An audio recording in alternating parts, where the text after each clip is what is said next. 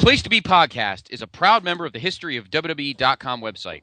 The History of WWE.com features thousands of complete cards and detailed results from throughout wrestling history for multiple major promotions, in addition to outstanding columns and reviews. It's also the official home of the Place to Be Podcast and Scott and Justin's pay-per-view reviews.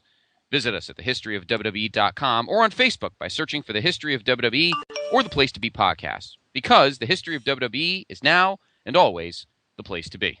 He's got his own billiard room. Yes, it's what do you call it, Kramer? The billiard room. No. The name.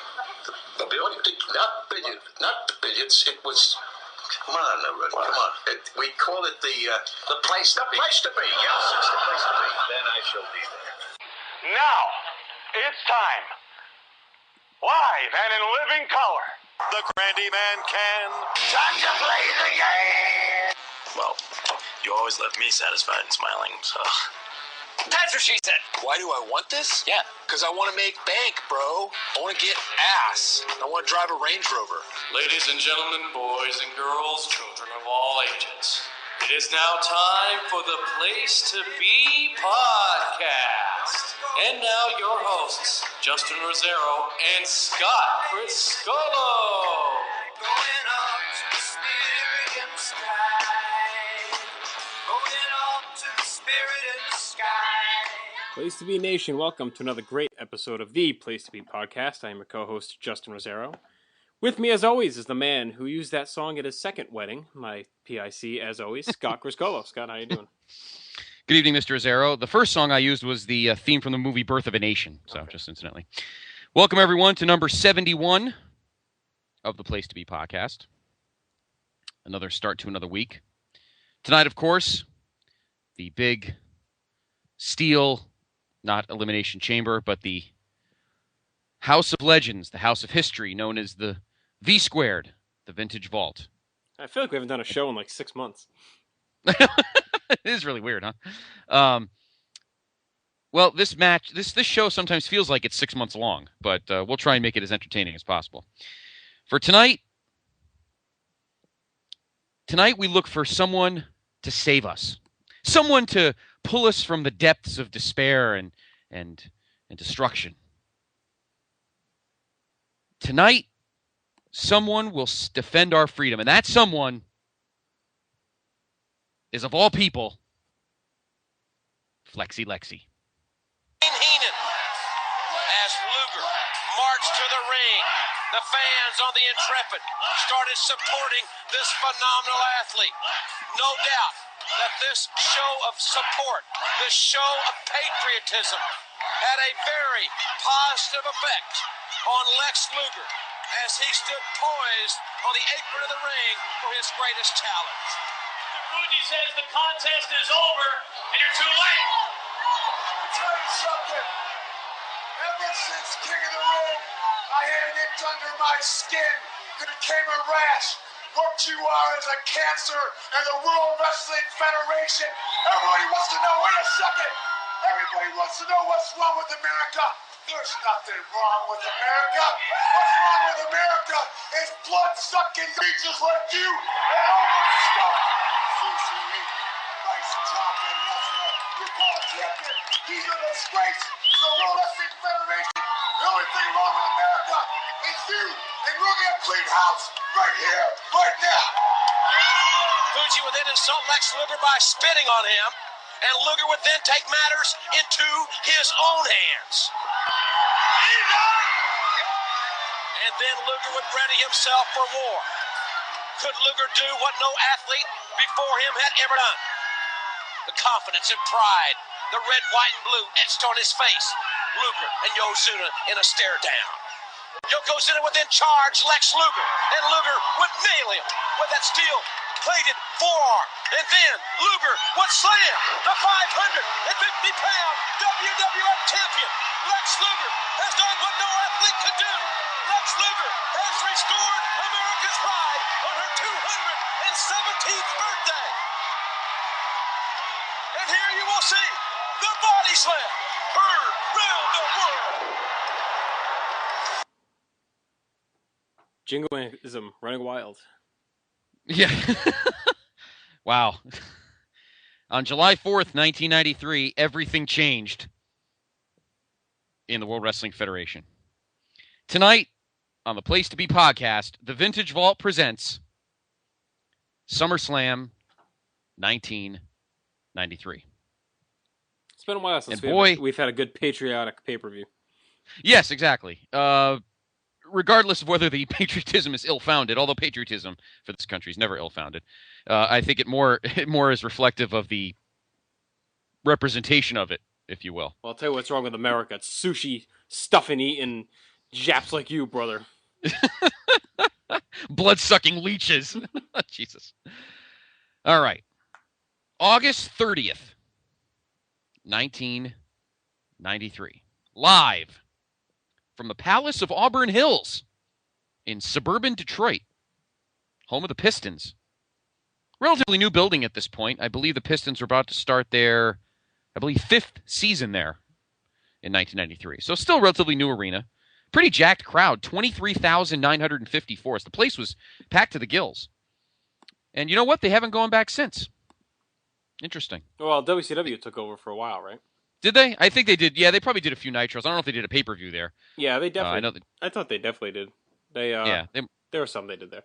So it opened in '88. So yes, yeah, the first year that they won the first year the Pistons won the NBA title, the 80-89 season. After they lost that Game 7 of the Lakers, they swept them the following year, and so they won the first two titles there, and have been there ever since. Just short of a sellout. For center stage shows, it holds 24,000 change. So okay. So slightly less, but still pretty damn good crowd. 23,000. I think that's more than what the Garden seats in some capacities. Buy rate of 1.3. From this point forward, when it comes to being in that part of the country, WWE/F pretty much goes to Joe Louis Arena pretty extensively. So yeah, WCW really took over the Palace once the modern era started for them. The Nitro era started. That's when they really became more synonymous with the Palace, and like you said, they went to Joe Louis pretty much full time. Yeah, but they wanted to go to a nice shiny new building, and so and it's funny, back to back SummerSlams they would not really open up, but I bet you this was the first wrestling show in this building. I don't even know, maybe if they even had. I'm sure maybe they had house shows here. I doubt it though. I have to check on Graham's wonderful site, thehistoryofwwe.com, and check and see if we'll have Jordan Duncan make up some more shows that he went to there. Yeah, exactly. You know, Andre probably won 5 tournaments to be a 10-time world champion at these. Buy rate of 1.3. Your announcers, and this is where the stretch run begins for your Palace favorite of Auburn announcer. Hills, house show in 92 is the earliest I have here. February 16th, 92. Let's see, 91. Yep, they were there January of 91 for a house show. Okay. And so they've been there 4 times throughout that year. Okay. Of course, the following year they would open up another new synonymous NBA facility, but we'll get to that. We'll tell you where that is when we get there. 89, Buy rate of 1. January 1st, 89, there was a show there. Oh, New Year's Day. So right during that first season for the Pistons. And the first time they were there was first card held at the Palace, August 15th, 1988. Randy Savage defeated Ted DiBiase via countout. Wow, so they had a wrestling show there even before the first Pistons game. Yep, there you go. Interesting. Okay. So they did crack open 2 straight arenas. There we go. So we'll tell you, of course, what the other arena is 1 year from now. In pay-per-view world, of course. Buy rate of 1.3. Your announcers, as I mentioned, my PIC's favorite play-by-play guy for the next 4 years. The one, the only, Vincent Kennedy McMahon. Yes. This is where he really starts getting to the groove we know and love him with in that mid-90s stretch. Yes, and of course Bobby the Brain Heenan. These two guys actually didn't have bad chemistry. Bobby enjoyed Vince because Vince really had no good comeback, so Bobby could chew him up and spit him out, which made. Yeah, I thought they were good together, and then Vince will go through a myriad of partners over the next few years. But I like how the little role he settles into here, and like I've said before, no one really knows how to put these angles over like he does. So right, he may not be the best at calling the match itself, calling the moves, but he was the best at getting the storyline across and getting the characters over, I thought. Right. And I always thought he brought a good energy level too. He put a lot of stuff over. So, definitely very helpful. And works out well from here on out. At least for the next 4 years. And again, Bobby the Brain is his color guy. We do have one dark match. my friend. Tell us what the dark match is. Yeah, Owen Hart, who we've seen a couple times on pay-per-view, defeats Barry Horowitz in just under 9 minutes. So pretty long dark match here to kick the show off, but nothing much going on. Owen Hart picks up a win. This is during the midst of his big USWA run that we've talked about. Yes, he was feuding with Charles Wright, a.k.a. Papa Shango. Papa Shango during his USWA. They had actually a pretty good title feud going. They were in the main events at those shows down in Memphis. But Owen would be back at our next in next week's VV when he really kicks into height. Yeah. So, all right, our opener. Let's get right down to the nitty gritty. Our opener is a feud that was a few months in the making, and that is the $1 Million Man, Ted DiBiase, taking on the freshly turned babyface Razor Ramon. This goes back to, we talked about it at King of the Ring. This goes back to May when Razor was upset by the 1-2-3 Kid on Raw. And then DiBiase started to make fun of him and rip him and tell him he could clean his toilets and mow his lawn and that kind of thing. And, 1-2-3 Kid started messing with him and, kind of jerking him around a little bit. But then DiBiase was given a taste of his own medicine. The 1-2-3 Kid. And DiBiase's really rubbing it in. And the Kid got a shoulder. He got it.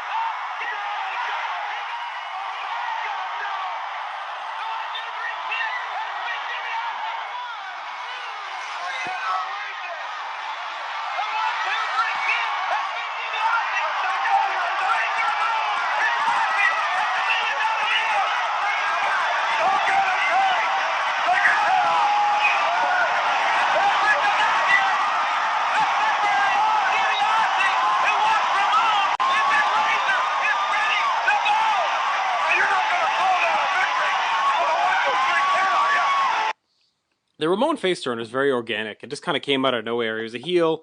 He was getting some cheers, and then the Kid thing happens, and he almost became sympathetic because of what happened with DiBiase and IRS picking on him.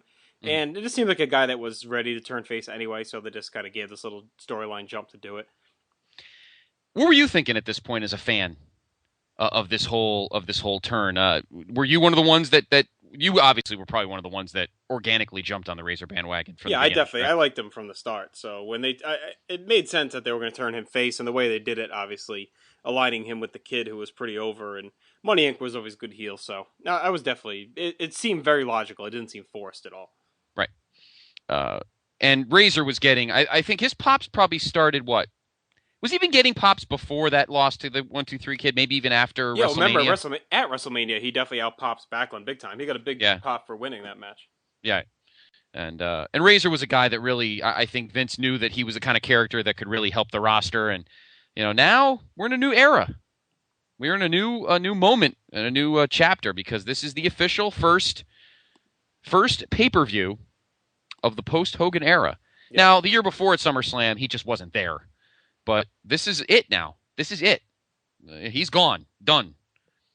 And now it's time for the roster to really needs to carry things now. Vince finally is. Vince is really entering, and the company as a whole is entering uncharted waters here. So this is the first show of the don't have the Orange Goblin to lean on for support. And as we've talked about the last two vaults, that's probably a good thing right now. Incidentally, this is the final pay-per-view match for one of the greatest heels of the Federation era. Let me ask you something. With Hogan gone, and I actually remember watching this pay-per-view live. I remember I remember buying this show. I watched it alone, actually. Did you even feel at this point that DiBiase was a little dated compared to everybody else?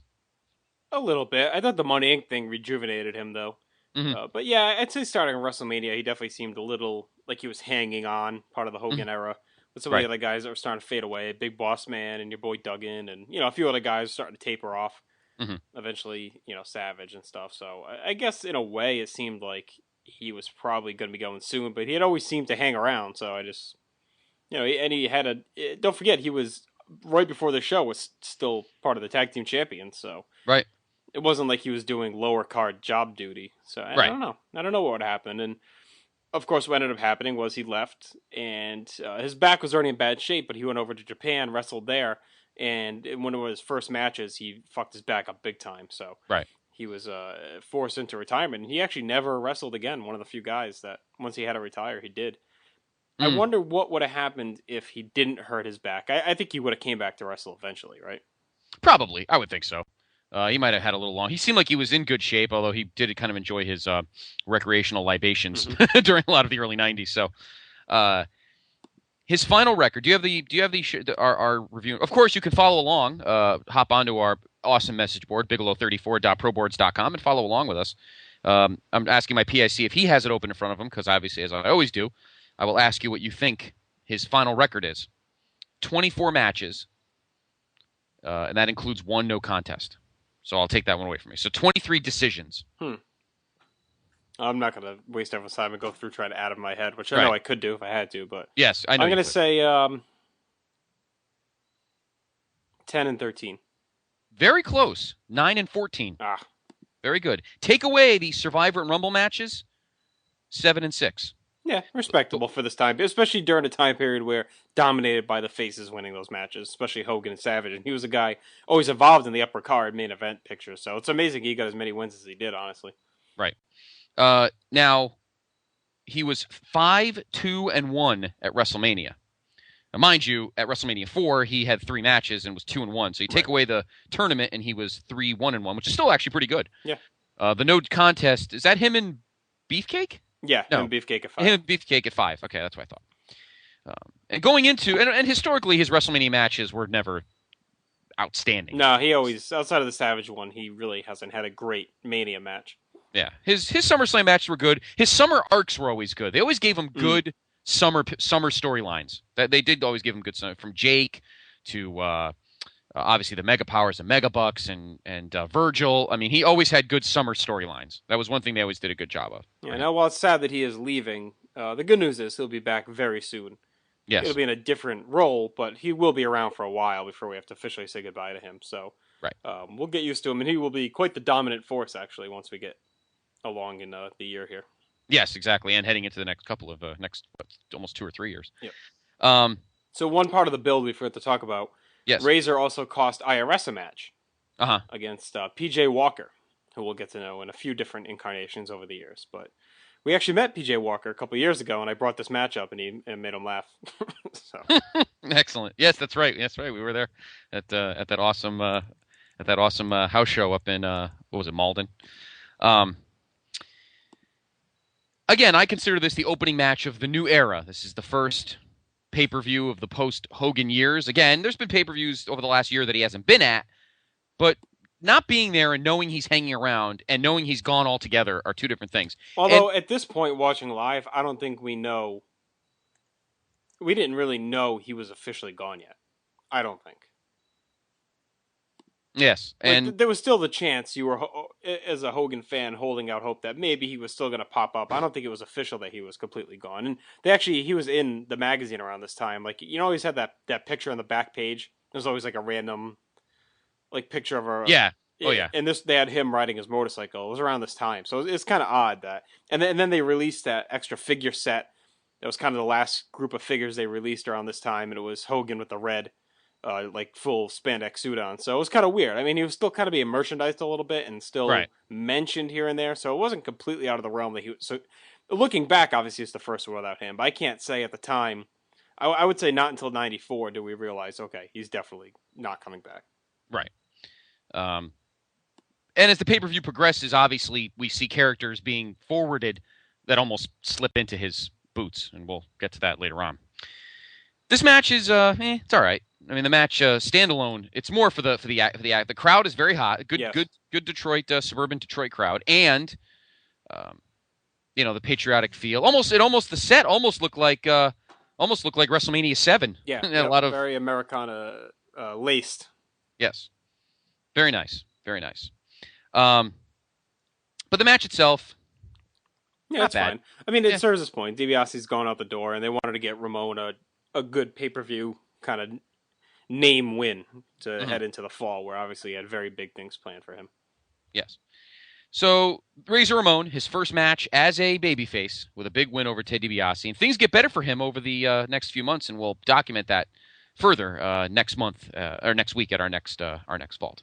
So Razor Ramon wins and gets the show off to a good start. And one of the greatest heels of the Federation years, the $1 Million Man Ted DiBiase, bids farewell here to his in-ring career. PIC, you're up with our next match, and actually a history-making match of sorts. Here's the guys that made Lonnie forget about Bert and are going to make these guys forget their own names. They are the Doctor of Bizarre, Tom Pritchard, and the Gigolo, Jimmy Del Rey. They are the Heavenly Bodies. Always love the big-time introduction that man would give his charges. The Heavenly Bodies. All right, we had a lot going on here. So let's start with who these Heavenly Bodies are. Yes. Comprised of Tom Pritchard and Gigolo Jimmy Del Rey, one of the greatest wrestling names of all time. Yes, exactly. So they were brought in here. They were the Smoky Mountain Wrestling Tag Team Champions. Of course, Smoky Mountain Wrestling was a new promotion that had cropped up somewhere along the way. I think it was 93 was the first year? I believe so, right? I believe so, yeah. I believe late 92, early 93, yeah. All right, so they cropped up there, and that was run by the man we just heard from, Jim Cornette. Pritchard and Gigolo Jimmy Del Rey were the tag team champions, and they had a deal going on with the WWF, who was also working with USWA, so they started entering into kind of a farm system with both of these groups. Jim Cornette had been associated with the WCW, and they were supposed to be associated with Smoky Mountain, but he had a falling out with them, so he jumped over with Vince, and they reached a deal. So SummerSlam here is actually the debut of the Heavenly Bodies, I believe. And this, of course, marks the first time we have a tag team championship match on WWF pay-per-view between two sets of tag team champions, one from the WWF and one from another promotion outside the WWF. Of course, Heavenly Bodies are the Smoky Mountain tag team champions, and the Steiner brothers are now the WWF tag team champions. Why don't you tell us about that? Yes, well, of course, the belts were bounced around.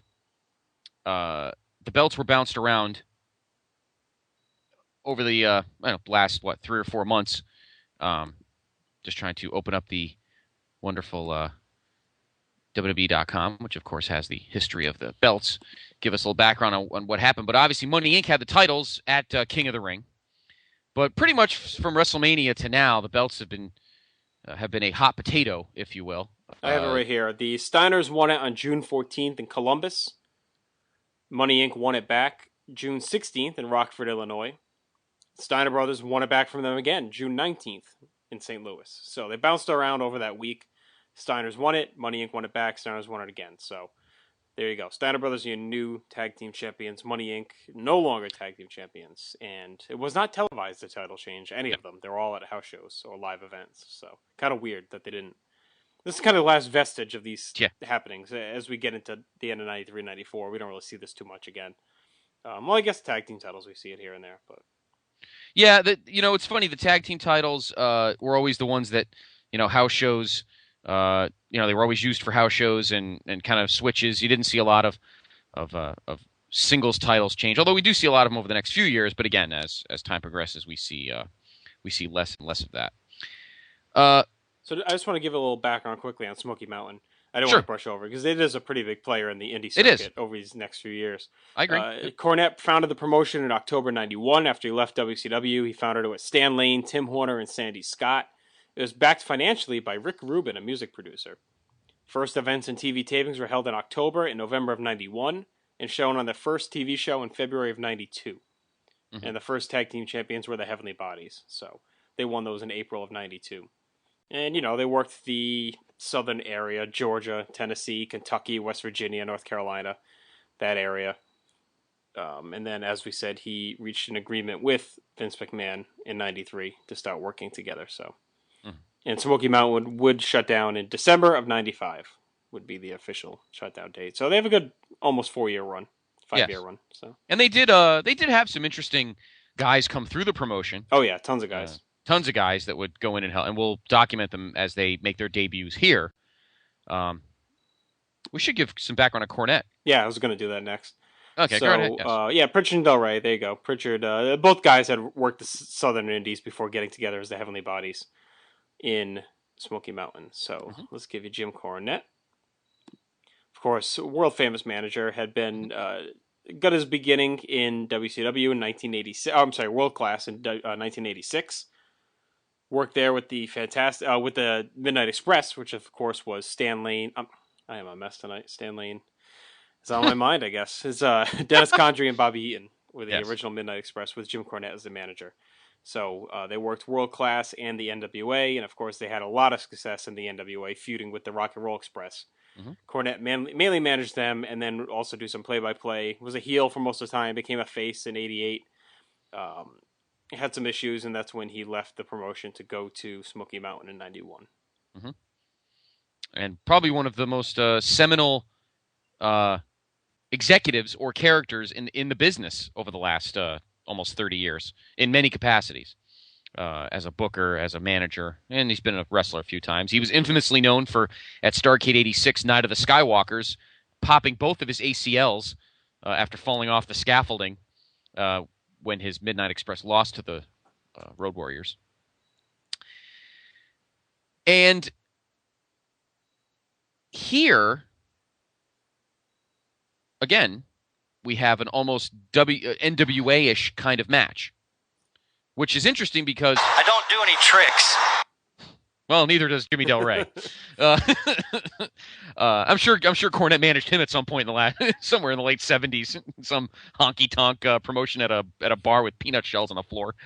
But we talked at King of the Ring and at WrestleMania about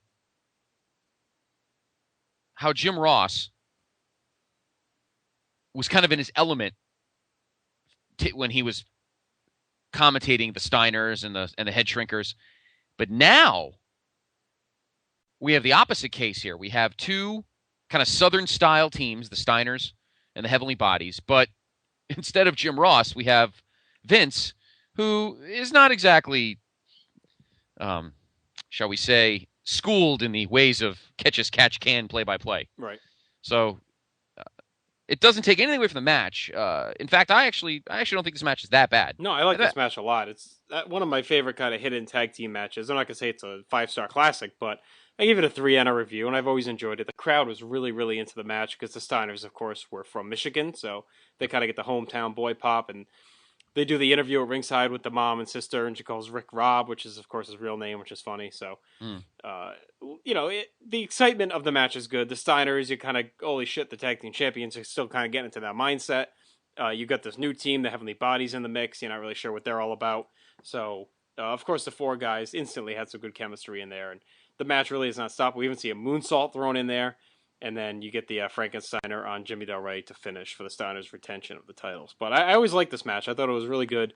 I thought it was a good introduction to the Heavenly Bodies, a good introduction to Cornette, who we'll see later on in a bigger role.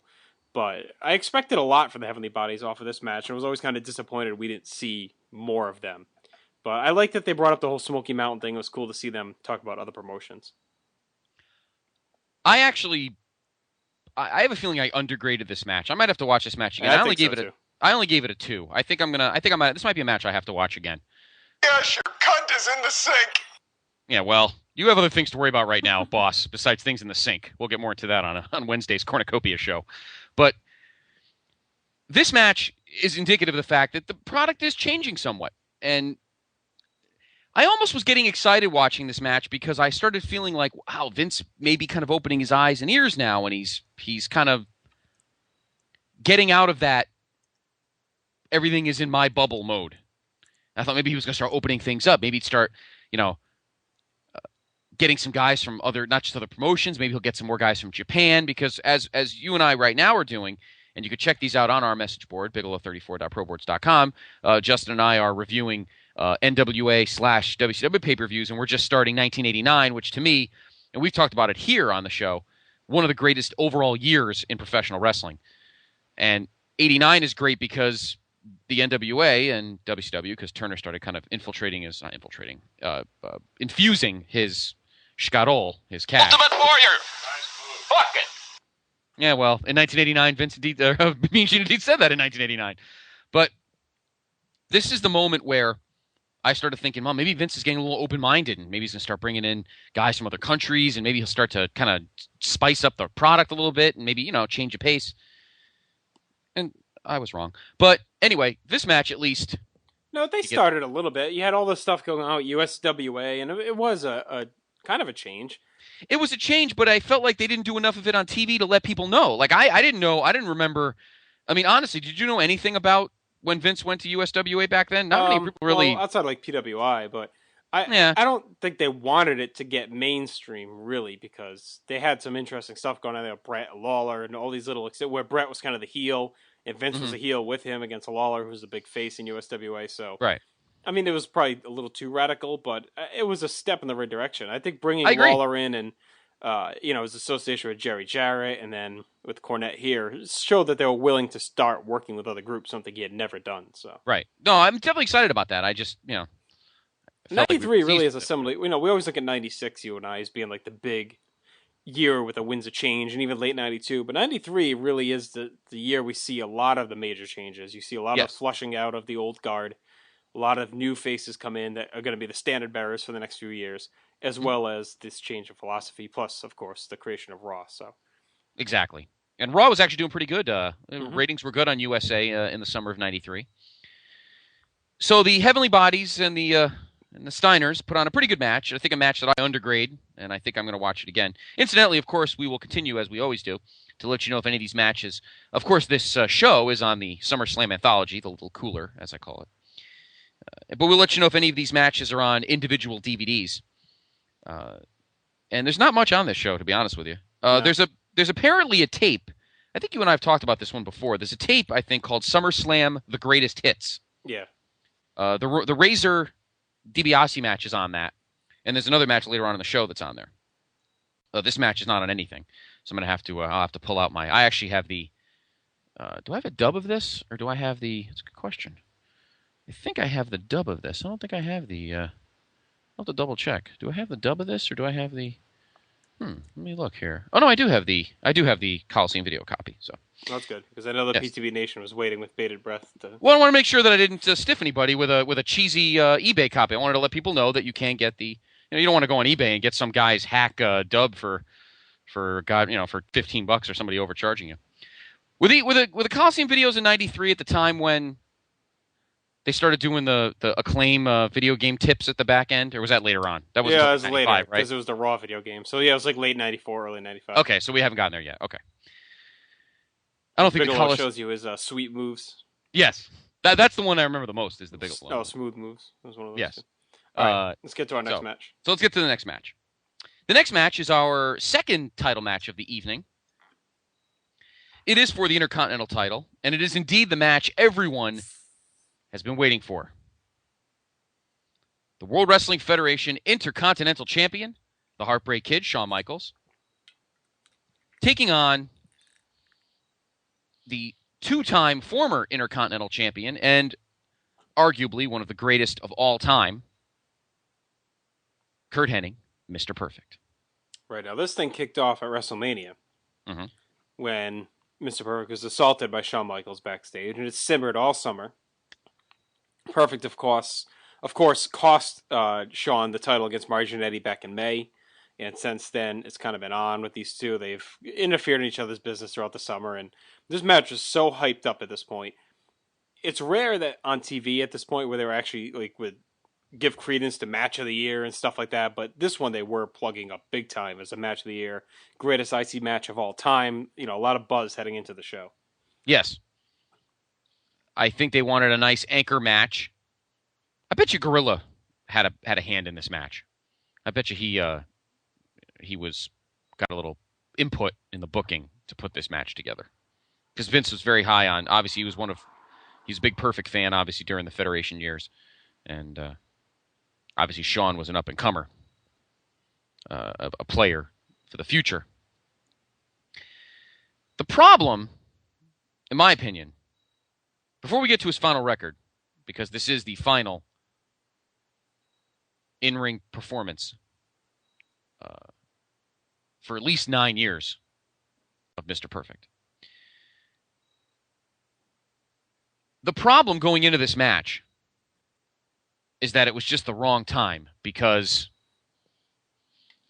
Perfect was in the best shape of his, I would say maybe the best shape of his career. He was in great shape at this point. Shawn, on the other hand, was a god-awful train wreck. Yeah.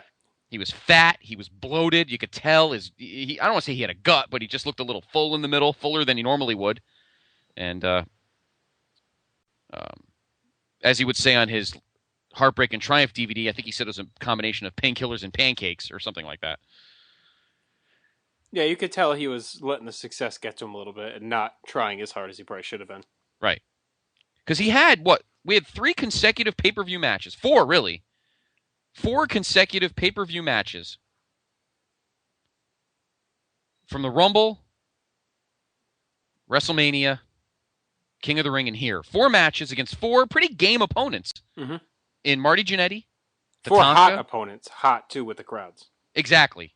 Marty Jannetty, Tatanka, Crush, and now the guy at the top of that food chain in terms of hot baby faces, Mr. Perfect. Right, it's clear that his whole reign was building towards this, it seemed. He had escaped against Jannetty, escaped against Tatanka, he had the little blip on Raw, now he escapes against Crush, and now Perfect seemed like the guy who was finally going to be the one to beat him. Yep. And I don't know what happened. I was frozen today! Yeah, well, it seems like they both froze. I don't know what happened. Something just... I think too Shawn... much hype. I think they felt way too much pressure to go out there and deliver a classic. And they kind of put a weird spot. Back-to-back title matches early in the show, and then the finish at the Given, a 12-minute match that ends in a count-out. Just didn't seem like they were set up not to deliver the classic that had been promised. Kind of weird. It just... And again, it's a shame for Perfect because this could have been a match that could have really catapulted him and kept him in WWE, WWF, at that time, a guy that they really could have needed on the roster as an anchor. And instead, he delivers, I don't want to say a stink bomb, but he delivered for what was expected. Yeah, for what he is capable of delivering, for what Shawn at his best can at least attempt to deliver at this point, they delivered a stink bomb. Well, it also seemed like they were intent on putting some heat on Diesel and showing what his role was going to be on the outside. He wipes out Perfect and costs him the match, and they were actually setting up for a Perfect Diesel feud throughout the fall. So, just very weird choice of how they went about this. If they were going to do this kind of ending, knowing they weren't going to give him the title and that they were going to transition him, I don't know why they put this much hype into the match.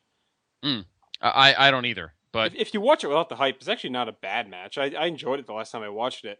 It just was supposed to be so much better, and when you factor in what you expected, it definitely is a bomb. But yeah, as a standalone, it's not that bad.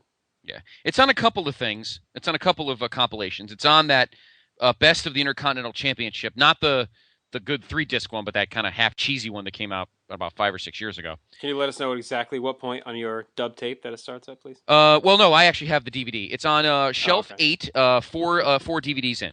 Okay, just to let everyone know. We'll have the franchise put it into his database. Put it in his, yeah. Well, he wants to because he wants to know. I want to know Perfect's record going back to late '92, including house shows. I'm sure it was very good. It's also on Perfect's DVD. So, really, which I'm kind of surprised. Yeah, odd choice. Yeah, it is on his DVD. Sure, that better and many better matches than this one. You'd have to think that these two put on a match. Well, they did. They had one on and it's mentioned. Someone mentioned in the comments, but I knew about it anyway because it's a show we actually watched. That Superstars and Stripes Forever. They fought. Yes, that's right. Yep. And that was a much better match than this one is here. Mm-hmm. Of course, different roles and roles really they were better suited for at the time. Perfect was such a great tempo dictating asshole heel, and Shawn was a great babyface in peril. So they were very well suited at that time. Here, just kind of like you said, bad timing. Shawn. Really not in the best shape. Hasn't really delivered a great match other than the one with Jannetty on Raw.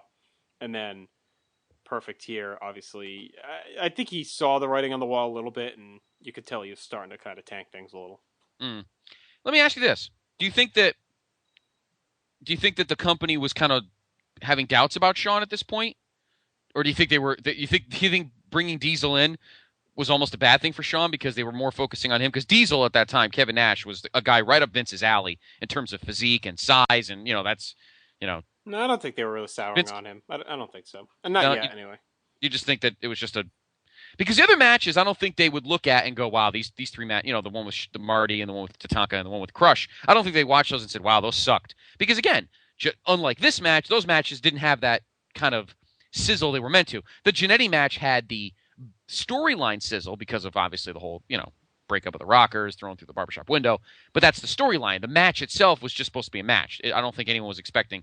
Same thing with Tatanka. It was a good opener for WrestleMania, but I don't think anybody was expecting 5 stars. And obviously, I don't think anyone was expecting anything out of the Crush match. I thought they'd be entertaining, maybe 2.5 stars, but I don't think anyone was expecting 5 stars out of Crush.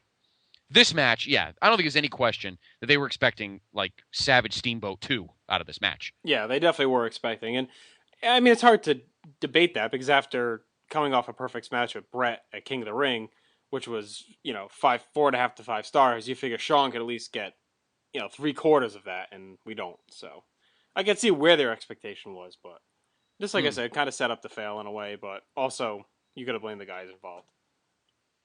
Yeah, maybe Perfect could have brought in even more of a something. I don't know. No. Yeah, the match was pretty much just Shawn working over his back, and then he falls to the floor. Diesel hits him, throws him into the ring steps, and Michaels wins by count out. So, I mean, Perfect doesn't even get the win by count out. It's just weird. It's just odd.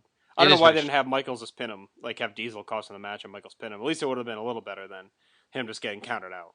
Right. Exactly. I definitely remember being shocked at the end of that match, watching it live. Like, really? That's it? Not even that Shawn won, just like, that's it? That's the match? Right? Like, you kept waiting for it to get restarted or something. It was weird. I agree.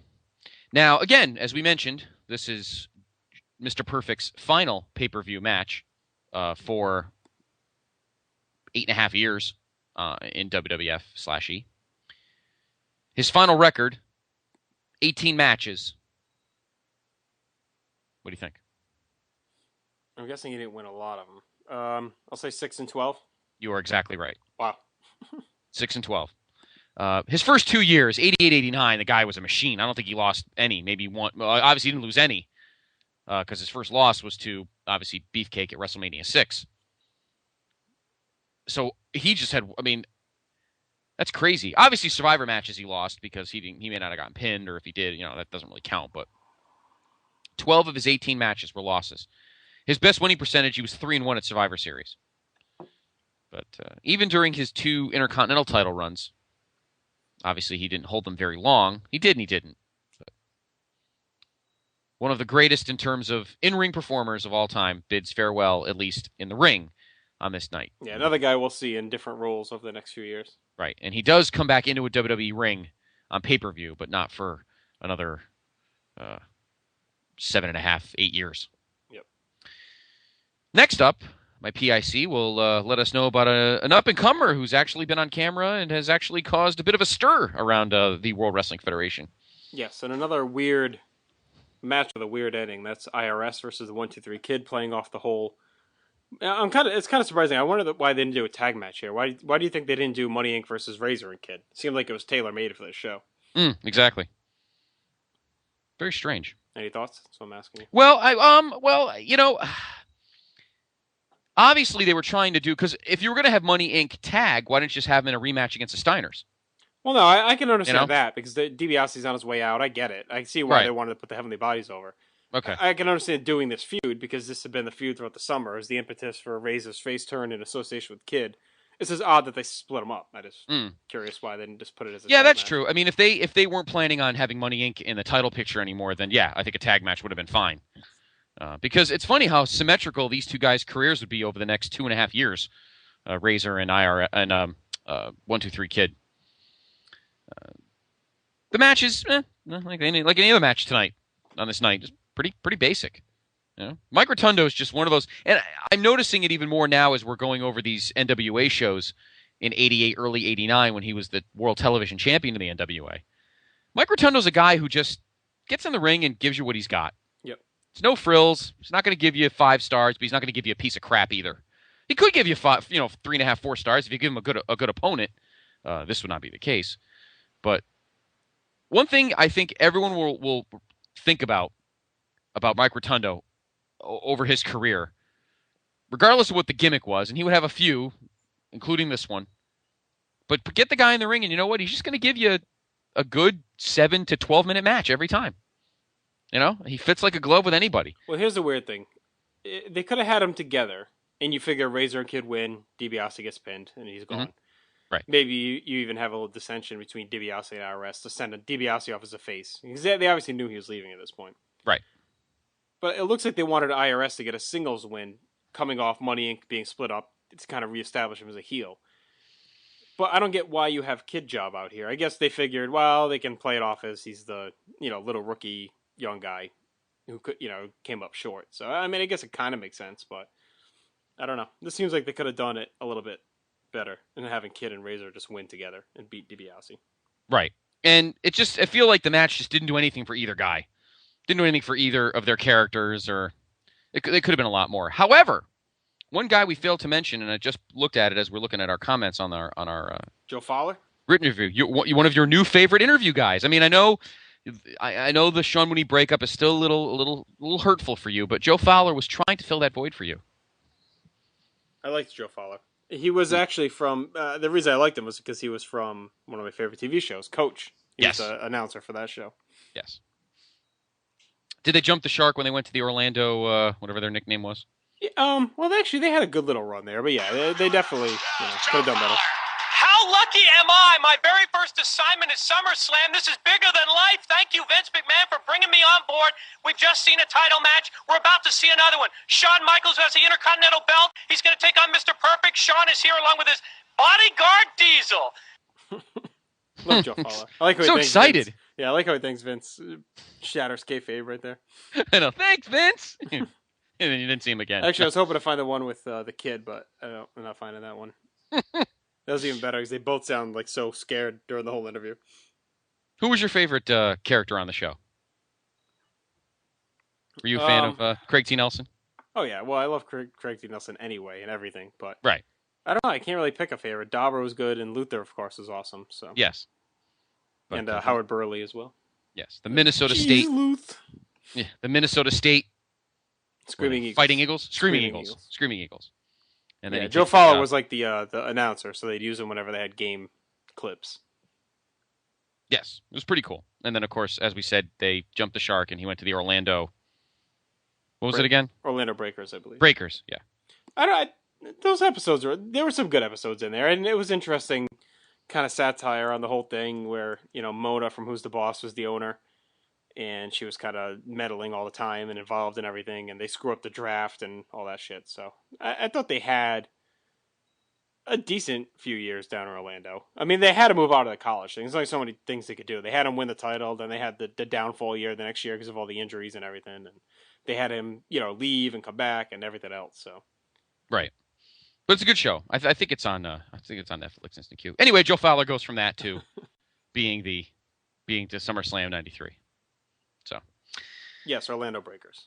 Orlando Breakers, owned by Catherine Hellman, a.k.a. Mona from Who's the Boss. Yeah, the only weird thing was that he took the whole coaching staff with him. It's just kind of, I guess that happens. It's just funny that they all left and went. I know, yeah, well, that is true. But it does happen, I guess, in the real world, in the real football world. I'll have to do a whole coach podcast one time. We must. We'll have to get some people on, because that was a good show. I enjoyed it. All right, so IRS beats 1-2-3 Kid in a match that really didn't do anything for either guy, and it kind of boggles the mind as why they didn't do a tag match with. It would have been a hot opener, that's for sure. Yeah, just kind of curious. Although when you look at the roster, there's not really any other guys too many guys are left off at this point. So maybe Owen could have gotten a match on there or something, but. All right, we head to our what many would consider probably the first of the double main events of this show, in a feud that's been brewing since King of the Ring, and that is, of course, the battle between the King of the Ring, Bret the Hitman Hart, and the King of all time, Jerry the King Lawler. However, a wrench is thrown in the mix. Lawler decides, well, I don't know how this whole thing worked out, but for some reason, Lawler... Oh, no, he fakes an injury. Doesn't he come out with a sling? Yeah, he comes out... Sling or a broken leg? This is your match. You're supposed to be prepared. What's the problem? That's right. I'm trying to remember the injury. I believe it was a sling. No, he comes out on crutches. It was crutches. And he's got the big ice pack on his knee. That's right. He comes out with ice pack on his knee, and says he can't wrestle, so someone's going to take his place. And taking his place is Doink, which I thought was kind of a strange pick. Doink, of course, is still Matt Bourne for now, but this would be the last time that the great Matt Bourne would don the green wig and exemplary makeup, at least on pay-per-view. Now, also going on this summer, leading into this match, would be, of course, the awesome on-air jabs that Lawler would throw at various members of the Hart family, including Stu and Helen, the matriarch and patriarch of Calgary. We've seen them on camera before. Of course, they were at 2 years ago. They were there when Brett won his first Intercontinental title against Mr. Perfect. But this is the first time that the Hart family, at least Stu and Helen, have been brought into a storyline. And, you know, other members would be brought in, Bruce, Keith, a lot of the other misfits in the family. Stu and Helen, of course, would be the brunt of many old jokes, which would go on with Lawler for the next, 4 years. And the heat hitting this match was great. People were drooling. I mean, people wanted... Lawler was really bringing the goods. Oh, yeah, and especially the one on Raw where he made fun of the parents. And he was definitely in a great heel groove at this point. Yes. So people wanted to see him get slaughtered in this match. But again, he pulls from his old Jerry Jarrett / Jackie Fargo bag of tricks, comes out with the crutches and the ice pack on the knee, and thus Doink wrestles Brett instead. And to be honest with you, it's a pretty good match. You know, you got two exemplary in-ring performers, obviously Brett and Matt Bourne, who I think doesn't get as much credit as he should as an in-ring performer. But here he is, and he and Brett put on a pretty good match, just under 9 minutes. And they get Brett gets the win. Ratchets up the sharpshooter and gets the win. So Lawler ends up getting in the ring, and these two end up having their match. Well, what happens is he's going to... Lawler... I should have taken this match. I can't believe I left you to narrate this match. You're a disaster. I'm waiting. Go ahead. I have no comment. Go ahead. All right. Well, Brett ratchets out the sharpshooter, holds it on Doink. Lawler comes in, hits him with a crutch. Beat the crap out of Brett, Lawler, and Doink. Great scene. Beating the shit out of him. Lawler laughs. He walks away with Doink. Jack Tunney comes out, tells him, that's it, you're healed. If you don't go back and fight Brett, you're gone. Kicking you out of the promotion. So that's why they end up having the second match. Mm-hmm. And Brett and Lawler have a good brawl all around the ring. 6 minutes. Brett gets all his big offense in. Beats the shit out of Lawler. Crowds are going crazy. Gets the sharpshooter on him. Refuses to break it. Wins the match. Refuses to break it. Refuses to break it. The brothers come in. They're getting involved. Beating the shit out of Lawler. All getting revenge for the family. Finally, the referee reverses the decision. Gives the match to Lawler. Lawler gets put on a stretcher. He's being carted out. Puts his finger up in the air as they announce him as the winner. A great heel moment there. And just great heel work overall. I loved his pre-match promo, telling the whole story about the blue-haired old lady that caused him to get into the accident. That's why he fucked his leg up and he had to, he couldn't wrestle here tonight. And then he said Tunney allowed him to do the replacement and all that. So I like the whole package here. It's 15 minutes of wrestling and Brett at his best as always. Doink, of course, as we've talked about, Matt Bourne was really, really good in the ring. So that match is really good in its own right before the Lawler stuff. But when you factor in all the great heel work and all the heat that was being built, as well as the pops for Brett and the whole Hart family, I think this is really one of the best 20-minute promo / wrestling packages of this time period. And Lawler, to his credit, really, we talk about Savage back in the late 80s having to shake off that Memphis crap and would end up becoming a superb in-ring performer. But here, the master of it really brought the heat and made the whole segment just amazing. And it's funny how we would see a couple of examples down the line in history where the whole finger point on the stretcher would be used again a few times. And the feud continues. I didn't think it could have been booked a little better, but I thought maybe it was a little choppy. But I don't think they could have done it any better than the way they did it. I love the tease that Lawler, the crowd's just waiting for him to get his shit kicked in, and then he comes out and does this whole made-up story, this whole nonsense, going on and on and on and on. You just keep waiting for him to get his ass kicked, and he doesn't. They end up fighting Doink, and the crowd is just like, what the fuck? We're not going to see this. And then, and then obviously we do end up seeing it, and you get the brothers involved, and you think Brett's going to win, everyone's happy, and then Lawler wins and gets his hand raised in the end. So, I don't know, I thought it was pretty well booked. I can't think of anything better I would have done on it. Well, I guess what bothers me is from this point forward, the whole feud kind of gets flushed on the toilet, and for a lot of not flushed on the toilet, but it just goes. It could have kept getting hotter and hotter, and then we get into the new year. It could have done a lot to it, but unfortunately, circumstances beyond anybody's control stepped in and ruined everything. But yeah, I think that the crowd was hot to begin with, and for the middle main event, they're left with a bad taste in their mouth, because Brett was so frustrated. And we would actually, it's funny, we would see this entire package used again 4.5 years later by two different guys. Mm-hmm. The whole frustrated guy looks like he's going to win and then gets too frustrated, loses, and then the heel points on the stretcher, and when we get there, we'll tell you who that is.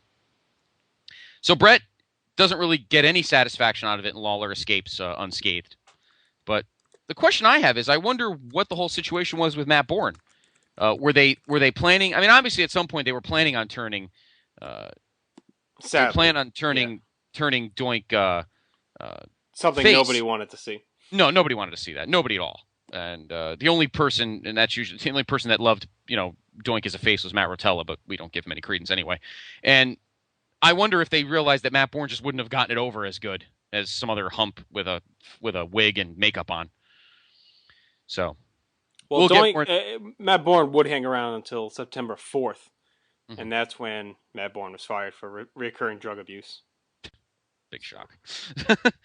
We'll get more into Matt Bourne's future when we next week's Vault, when the guy that replaces him debuts, and I kind of like where Matt Bourne goes after this, but we'll get more into that at our next show. All right, we're going to take a break. I think we need to take a breather after that nice, long, drawn-out heat segment with a match and a half, if you will. We got a few good matches coming up. We have a debut coming up of one of my PIC's favorite characters of all time, as well as, of course, our favorite heel and our favorite Harvey Whippleman charge. We know who that is. And, of course, our main event, the World Championship match. And actually a pretty swank six-man tag that my PIC likes as well. But before we do that, let us take a breather.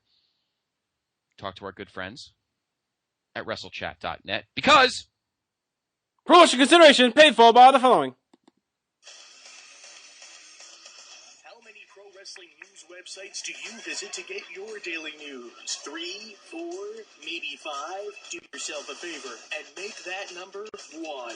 WrestleChat.net, the only professional wrestling news site that brings you all wrestling news all day long, and is home of the critically acclaimed Still Real to Us podcast, starring former CZW, ROH, and ECW announcer Eric Gargiulo and the champ Jeff Beck. That's WrestleChat.net. WrestleChat, it's where it's at. Exactly. And maybe the champ Jeff Beck could have walked in instead of Doink, wrestle Bret Hart. In any event, WrestleChat.net is your place for all your news and notes. And they have a great message board. And of course, you can go to the right of the screen and click on our banner and listen to our podcasts right from the Podbean site. So WrestleChat.net is your home for everything news and notes. And, of course, we have our weekly news and notes segment on our headline show, sponsored by our good friends at WrestleChat.net. So we are back to the Palace of Auburn Hills for SummerSlam 1993. And my PIC...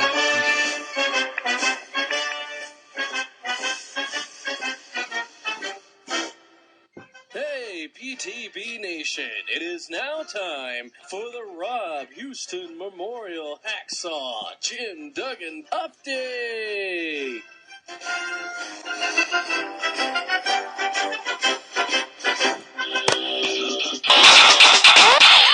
I got my 2x4.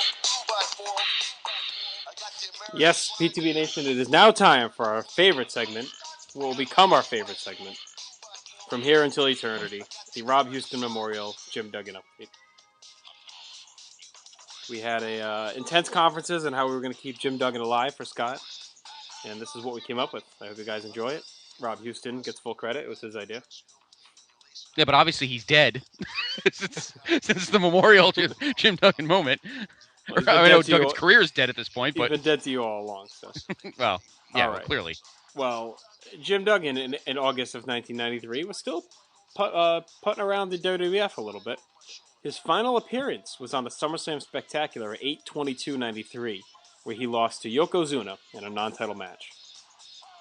So from here on out, for each pay-per-view, we'll give you an update on what our buddy Hacksaw is doing, just for you. I got my 2x4 over my other shoulder. I'm glad we're going to spend the next 4 pay-per-views you telling us that he's putting around, because that's pretty much what he's been doing. He'll be doing between now and when he gets... Did you enjoy your theme though? That was made especially for you. Well, I'm very impressed. Whether Rob Houston thinks I'm dead to him or not, that's his problem. But I'm so glad that we can continue to enjoy him, even though he's still taking a paycheck. But obviously he's not here. In fact, I would have much enjoyed your new favorite guy here face him than who he ended up facing. But why don't you let us all know who the newcomer is here, because he was certainly a favorite of yours immediately on the scene. Oh, I loved Ludwig Borga. Taking on Marty Jannetty, who is, we'll say it again, putting around, as always. He had returned, obviously, in May. Marty Jannetty was part of the whole Shawn Michaels fiasco, winning the IC title, losing the IC title. But here, he's basically just used to put over guys, and the guy he's putting over, Ludwig Borga, played by Tony Halm, made his debut on 7/24 Superstars, defeating Tony DeMiro. He was supposed to be a Finnish athlete, came to America to compete. We don't know why, though, because all he does is spend his time bitching and moaning about how filthy and corrupt the United States are. So, kind of a weird country to pick a guy to be from to have issues with the USA, right? Finland? I mean, have we ever had any kind of issues with Finland? I don't think we've had any Finnish issues. No, I don't think so. Very interesting. I don't know. But he was mean enough. he was over as a guy that despised America, and I don't know. But hey, he gained fans. See, you kept him, just like you would do with somebody else a few months later. Your support gave Ludwig Borga a pretty decent push over these next 5 months. Yeah, I mean, he is what he is. He's a big power guy, not a lot of offense, not a lot of moves, but he got the job done where he had to, and I thought he looked pretty good here, actually, in 5 minutes. Pretty much just beats down Jannetty, and I always like that one move he has where he throws the guy up in the air and then punches him in the gut on the way down. I thought that was pretty good. Yeah, I actually never had a problem with this character. I was kind of splitting my time between watching this and WCW at the time, so I didn't really gain full knowledge of the character. But I don't know, he was a good wrestler. Kind of dug his tights and the white boots, and I thought he was a pretty good enough character. As we move along over time, we'll see what kind of plans they actually had for this guy, which kind of boggles the mind what this guy could have actually been. But the match itself is not much. No, I mean, it's basically just a typical squash around this time period where they'd use to put guys over, and it's fine for what it is. I thought they make Ludwig look strong, and odd choice to use Jannetty here. Like you said, maybe they would have been better off using Duggan since he was on his way out anyway, but he may have actually been gone anyway already, Duggan. That might have been taped, that other appearance, so... yeah, I mean, whatever. Jannetty, he gives him the classic 360 clothesline sell, so you get that worked in there, and it's fine for what it is. I still don't get the whole Finland thing though. Very odd choice. I don't know. Why not do Germany? They haven't had a good Nazi Germany guy in a while. Yeah, the days of I know they little Fritz von Erich action or Baron von Raschke. They could even went back to Russia, or what was big at that point, like Serbia, Sarajevo. Yeah, Sarajevo. Yeah, a guy that looks like what's his name? I can't think of his name. The guy that they ended up Slobodan Milosevic. some generic guy with gray hair and a suit. I don't know. Well, I guess actually they couldn't really have done the Eastern European gimmick because they already had a guy on the roster doing that gimmick. Yeah. El Gigante already working the Eastern European gimmick. Indeed, no other European can wear a fuzzy suit. He's coming down here to fight the Undertaker in the Rest in Peace match. Where's Mr. Hughes at? Where was Mr. Hughes, indeed? That's a good Mr. point. Hughes went back to Kazakhstan. To get my sister, the fourth best prostitute. How much? Giante, rest in peace. We might as well get all of this now, folks, because at least this one we we at least have a reason for it. We're gonna have to, if I'm gonna have to listen to the Rob Houston dug in on the unemployment breadline update, then we're gonna have to definitely find something for this guy. Finland sucks. Our next match. Well, fucking wrestler comes from Finland. Why not Giante? Could you imagine? With my Frenchie Martin fair should have been his boobs. manager. You know how we had, Fuji, and then Fuji would have a partner of his to help with Yokozuna. I think he could Atlanta have Hawks. I play center for the Hawks. That's Chase Ric Flair when he was the Black Scorpion. Oh, jeez. Anyway, after that debacle at WrestleMania 9, we're going to try and make this as quick as possible because I really don't want to talk about this match much. I'd rather have El Gigante do the commentary himself. After the debacle at WrestleMania that saw The Undertaker get knocked out with chloroform because, it's like a fucking Law and Order, he comes back out and half out of it and chases El Gigante with his vulture out of the ring. We are back at the Palace of Auburn Hills for the big rematch. The big rematch. Detroit with Jordan Duncan making up matches with Andre the Giant. And now, El Gigante and the Dead Man in a rest in peace match. I don't exactly remember You just sound like you're taking a painful shit when you go on too long. But you can do it in quick bursts. But when you do the full... Yeah, well, exactly. I don't know. I'll just BSC taking a shit while he's doing the accent. Where's Jeff Peck? Anyway. BSC taking a rotella all over the place. He's too busy enjoying it. I saw him and his bride this weekend. I heard you were first you found him at the Pumpkin Festival last year, and now you two are looking at pottery and vases and fat guys' asses. Yes, I don't. What was that anyway? What was that? Friar Ferguson? I don't know. Some fat dude with his ass hanging out at. That is the worst picture. You may have to post that on the. You may have to post that on. I don't know if we'll get busted for that, but whatever. That's a pretty funny picture. But anyway, yes, he's too busy watching. He's too busy looking forward to the post Matt Bourne years of Doink the Clown. Anyway, I don't even know what the hell Rest in Peace was supposed to be. No, they never say it really. They just all of a sudden, like at the last minute, they kind of announced that it's no disqualification, no count out, which is fucked up. But yeah, Mr. Hughes, who was obviously heavily involved in this whole feud because he had helped put Taker on the shelf before King of the Ring. When they came out and beat the crap out of him and stole the urn and all that stuff. But he just kind of vanishes. Obviously had some issues backstage and leaves. And so instead of doing Hughes and Taker here, we get Gonzalez again to kind of finish this feud off. And yeah, it's not good. No, it's very bad. There's really nothing to say. The match is even worse than WrestleMania. I didn't think that they could get worse. Find shit to say about my match, you lazy fucking reviewer. Quite read sorry. all the moves I worked and threw out the moves. We're quite sorry, but maybe we'll have a Todd Weber Memorial El Gigante moment. we'll document your career over the next 10 years from this point because I'll give it to you now. I go home to Argentina, sit in a wheelchair, and then I unfortunately pass away. Oh, great. So just like we have Rob Houston talking back from the dead, we have you coming back from the dead as well. Oh, no. I star in Thunder in Paradise with Hulk Hogan. I thought you were going to say you were in Thunder and Lightning. Don't ever touch that team. Anyway, so the match pretty much ends. Gonzalez from here would be in the Intercontinental Title Battle Royal. And you wonder what the heck the Battle Royal is. Well, we'll get to that at next week's show. I should have won the fucking title. It would have been great. You'd have done it in front of me, my hometown. Damn you. I'd have booked it. You'd have won. Very nice. And then he would wrestle again on the 1024 Superstars. And then that would be it. He'd be gone. And then the greatest match of all time, I fought the Great Mutas on February 1995. Now you sound like Mario and Luigi.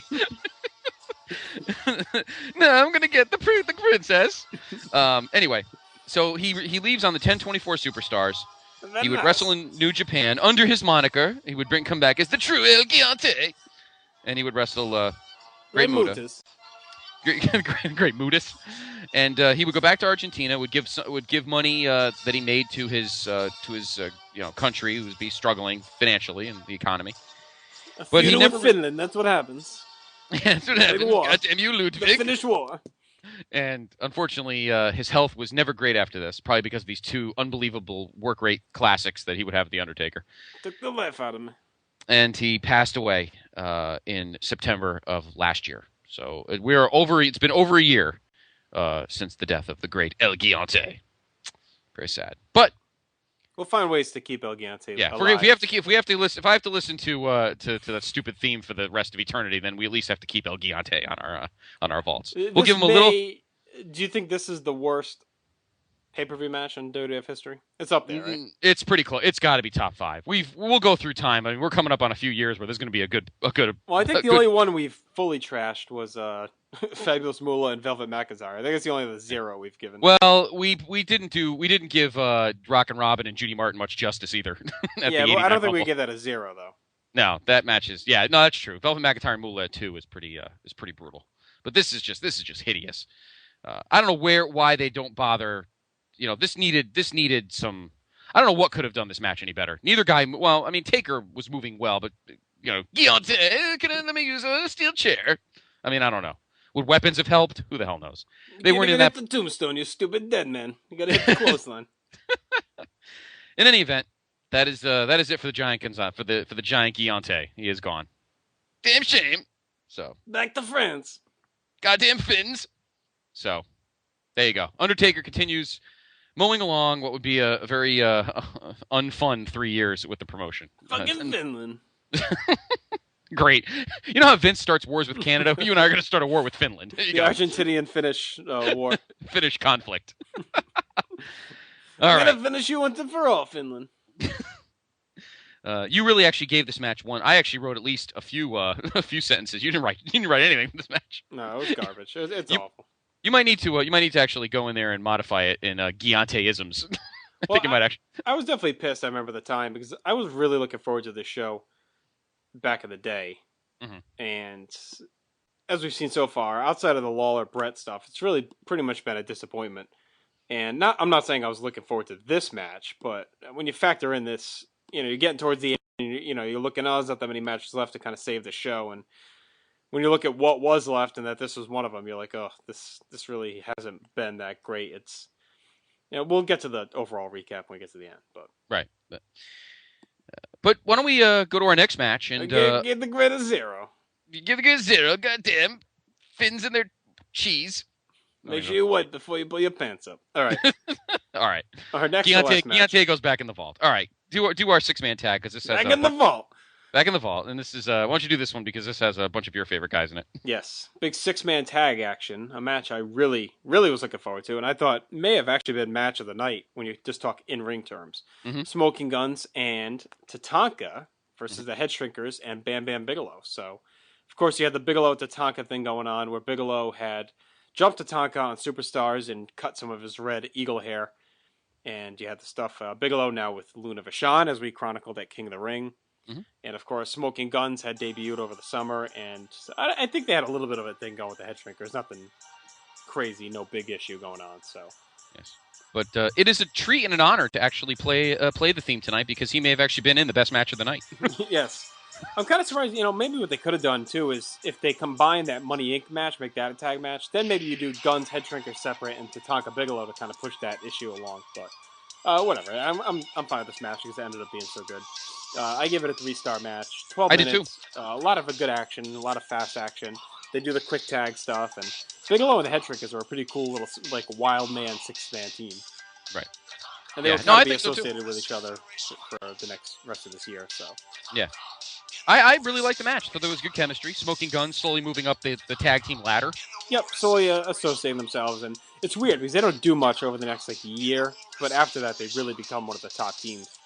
Pretty much the only team, but here they showed flashes of what they could do when they're allowed to work kind of a fast-paced style.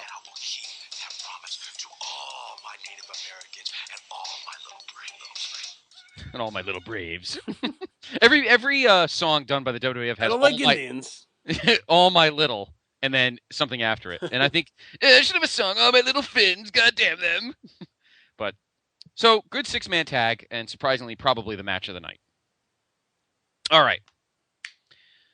We come now to our main event. The World Wrestling Federation Championship is on the line.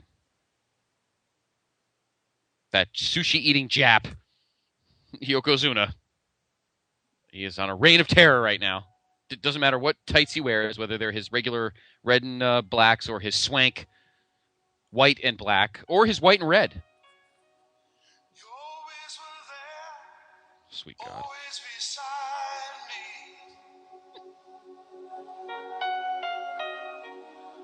Holding my hand every step of the way.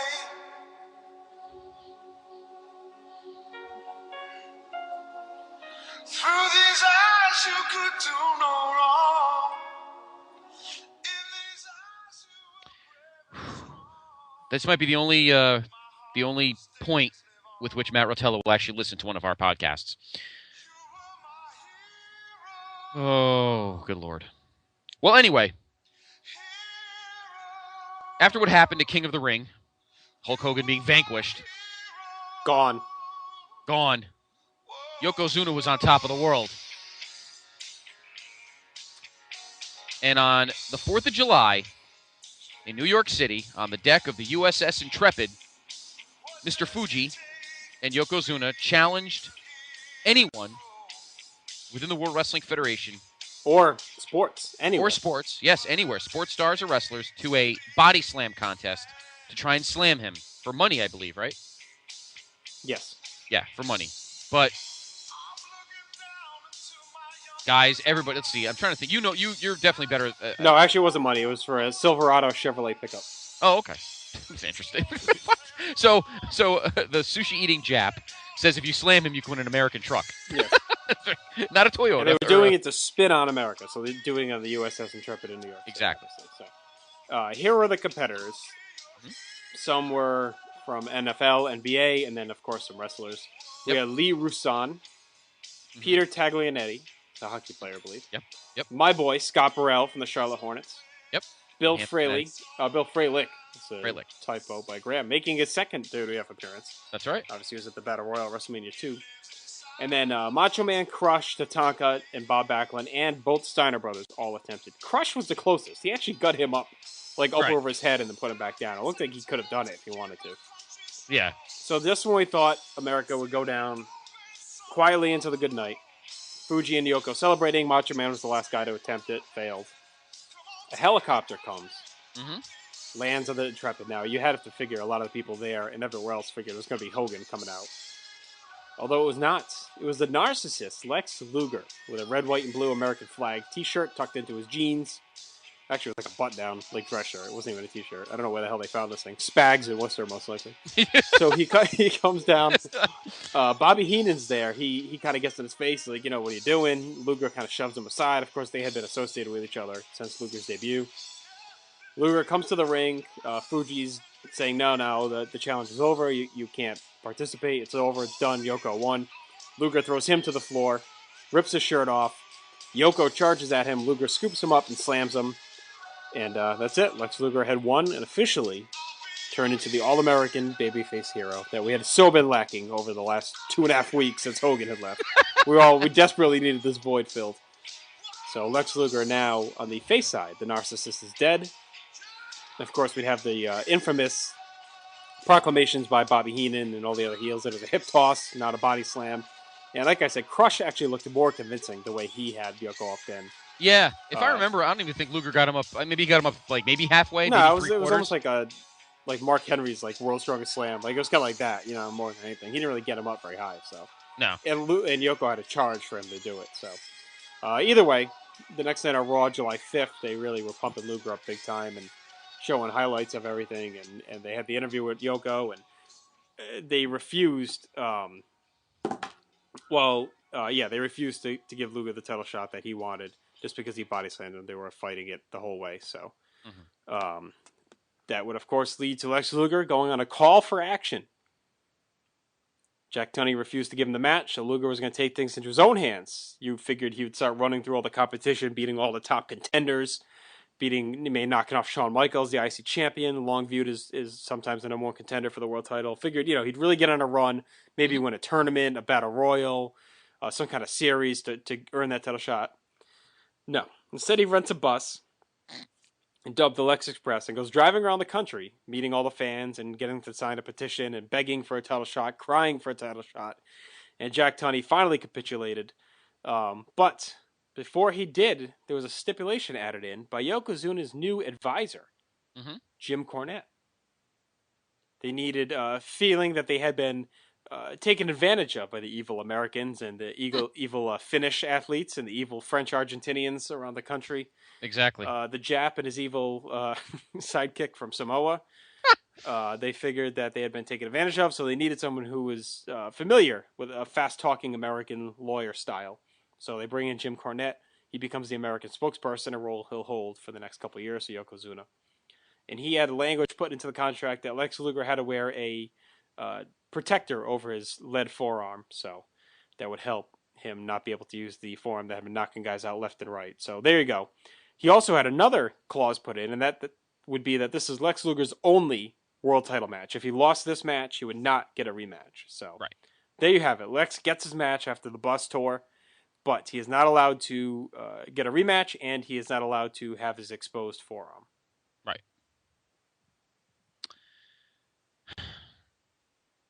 You know, I never really thought about it until you just said it. That why didn't they do a tournament or win a series of matches against guys like a gauntlet? There is so much they could have done. Let's do this. Before we get into that, let's talk about this match. Get this out of the way, and then we got to talk about the different things they could have done. Okay. The match itself, I don't really hate. The match itself is not really that bad. I mean, Luger did a good job of putting up the power game and talking about the forearm, which, by the way, 3 months ago it was a lethal weapon and it was cheating. Yes. And now it's suddenly the all-American weapon. Yeah, it's the American. It's like a Scud. It's like the Patriot missile. Amen for Finland. Damn Finns. I think that Luger at least put his power game into play here instead of trying to do something fancy schmancy. I think he kind of learned the Ric Flair. I mean, all those years of wrestling Flair in the NWA, at least Luger learned how to handle his opponent properly. So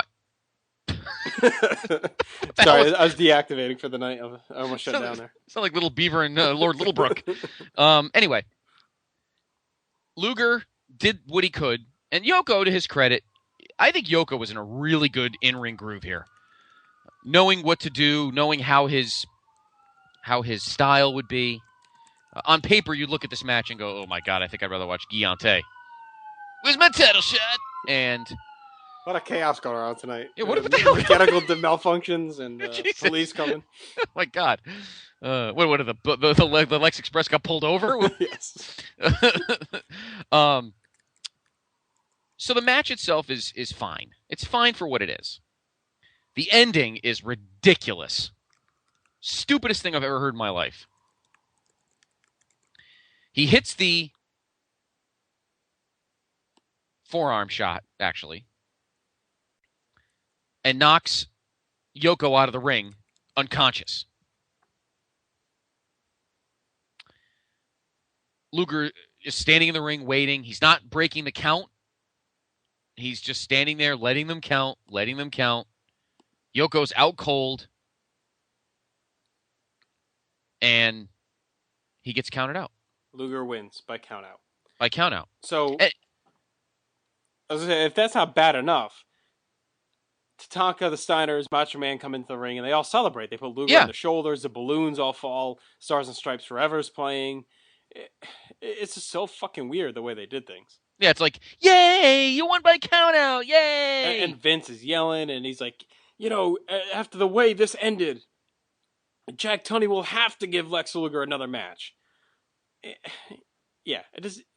If you're going to do this ending, if you had to do the count out, right? If you didn't want to have him pin him or Luger lose or anything, why didn't they have Luger, unconscious and barely roll back in? Or they collide and Yoko falls to the floor and Luger collapses in the ring. Or he's got salt in his... something to make it not as obvious that he's standing there watching Yoko get counted out. Exactly. And like you said, 18 minutes, these guys actually work pretty hard. And I actually never minded this match. I thought they actually worked well together. I thought they did too. They don't, they have the usual Yoko nerve hold in the middle, but that's to be expected with Yoko. And the crowd is pretty into the match. And yeah, if Luger wins this or wins the title, we're probably talking about a pretty good finish to a SummerSlam here. But as is, and they obviously had other plans, the way they wanted to rebuild Lex going into 1994 to eventually win the title, figuring the crowd would rally behind him. Yep. Instead, he's just already got the choker label right after this show. Absolutely. So it definitely backfires on them. They had other guys, obviously, that were better positioned to be in this spot. And Lex had been such a good natural heel. Why not use Crush in this spot? He was way over. He obviously had Yoko up in that slam. You could have tweaked his look a little bit. Still done the maybe tone down the neon and maybe give him some red, white, and blue. Why not? Give him a new name even. Change his name. But he had the look and the whole attitude and the crowd behind him. Yep. Why not use Bret Hart again in this position? I know you had the whole thing with Lawler going on, but Bret you knew was over and knew could already get a decent match out of Yokozuna, and you knew the crowd would be behind him. Now, I guess you lose the Americana part of it if you use Bret, obviously. Mm-hmm. But there's two options there. You could even went to Savage again. I just thought Luger was such a good heel. It didn't make sense to really turn him face and try and go right into the whole Americana thing again after Hogan had failed at it. Yeah, and I just don't understand why they didn't just have Luger work through guys. I mean, were they really trying to protect his lack of ability? I mean, they could have put together. Well, they didn't really have a lot of time. I mean, they had like a month and a half to really build this. So the way Raw was, I guess they could have had him win some matches. I mean, the bus thing actually wasn't even that awful of an idea to get him out there, talking to the fans and doing that kind of thing. They just could have done a little bit more in the ring as well. It was just kind of hokey. Right. They had him driving around in a bus. What they should have probably done is just had him in different arenas wrestling, and then you show him, campaigning to the crowd outside the arena or something like that. But right. The idea wasn't bad. It's just kind of goofy that this guy who was such an arrogant douchebag heel all of a sudden loves America and he's driving around in a bus and the fans all love him, Yeah, I don't know if that... What does it take to be a man? VIR! GIL. Wait till I tell Rotella that we've had to play this song. Good Lord. He'll actually listen to this one. He's such an asshole, Rotella. Yeah, well, that too. Yeah, I wish that they could have done something more here. I think Savage would have been a tremendous option to kind of the crowd would have been into it. They had that kind of nostalgia feel. If you want Yoko to retain anyway, you could have done Savage and just had him lose the match. It's fine, or do the same kind of finish, but whatever. Like we say, he barely survives, or Luger gets involved, and I don't know. They could have had Tunney deny. I don't know. There's different ways it could have went, but right. Luger as the heel should have been the way they stuck. But I mean, there was a void for faces. But you had Undertaker kind of reestablishing himself after the show, and Luger ends up getting kind of pushed to the back anyway. So right. Yeah, it's amazing how cunt is in the sink. Yeah. Well, again, you don't have time. You've got matches to book. We'll talk more about that on Wednesday. And maybe Luger could find it in the sink of the Lex Express. Maybe that's why the cops were flying by looking for it. I just realized it's funny. Overall, and we haven't really, I can't say we haven't really crapped on this show tonight, per se. But I feel like we haven't given... wait till we get to the feedback. Well, it's funny because we really haven't really shit all over this show. I feel like we've given it some... I'm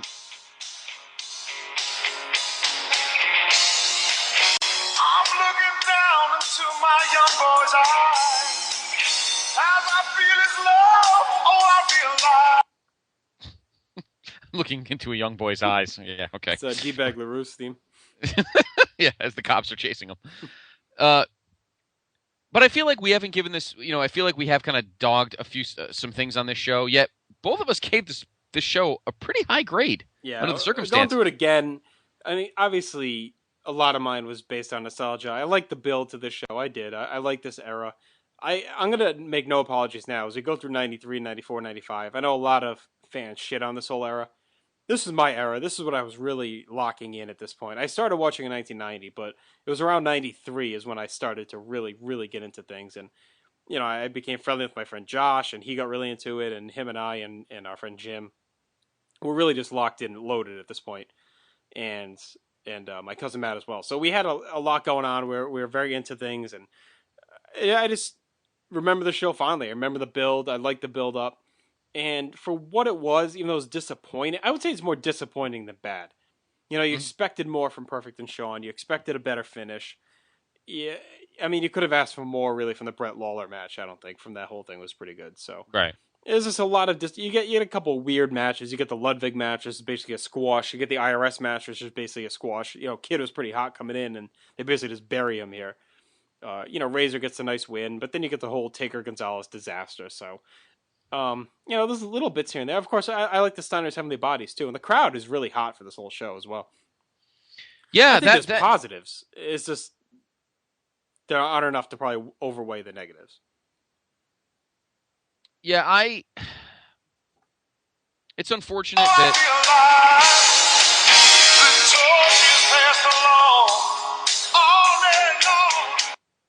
I'm happy that we only have to listen to that once.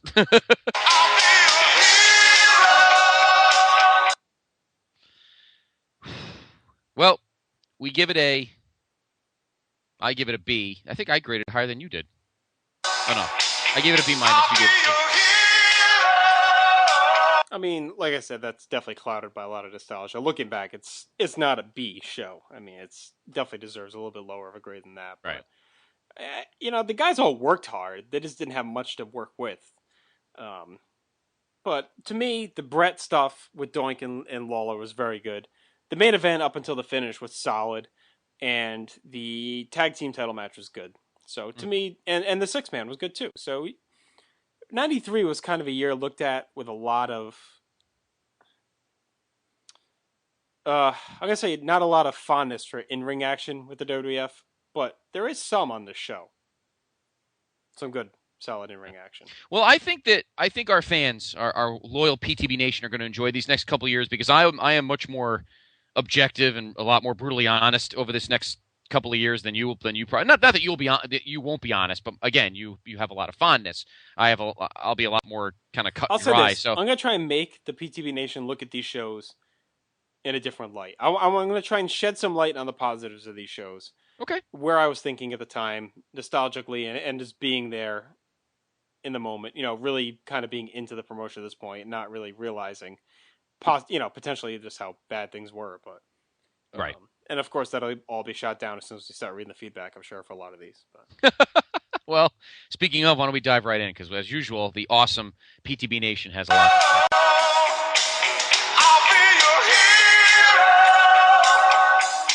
Okay. I don't think you're going to get any sympathy from the PTB Nation even using we get that. a ton, so. All right, why don't we get started? I'll hop in first. Okay. Graham opens up, our broham, Graham Coffin. Actually, let's take a minute now, because we'll probably forget on Wednesday. Give him a shout-out. He's getting married this coming weekend. Ah, yes. His lovely bride. So, Graham, yes. Best wishes. Hope you have a good wedding day and a good honeymoon. We'll see you there on the honeymoon, hopefully. Yeah, exactly. We'll be walking around.